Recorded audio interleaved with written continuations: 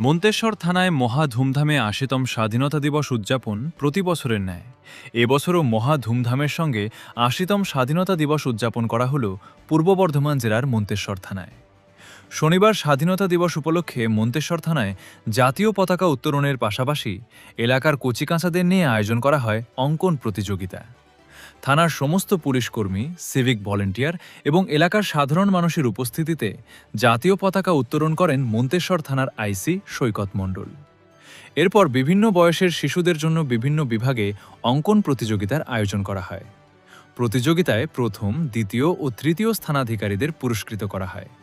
পাশাপাশি প্রতিযোগিতায় অংশগ্রহণকারী সকল শিশুকেই বিশেষ পুরস্কার দিয়ে উৎসাহিত করা হয়। সমগ্র অনুষ্ঠানটি মন্তেশ্বর থানার আইসি সৈকত মণ্ডলের তত্ত্বাবধানে সুষ্ঠুভাবে সম্পন্ন হয়। স্বাধীনতা দিবস উপলক্ষে এই আয়োজনে পুলিশকর্মী থেকে শুরু করে সাধারণ মানুষ এবং এলাকার ক্ষুদে পড়ুয়াদের মধ্যে ছিল উৎসাহ ও উদ্দীপনা। মন্তেশ্বর থেকে মৃত্যুঞ্জয়, যশ ও কমল বড়ার রিপোর্ট, মেমারি আপডেট নিউজ।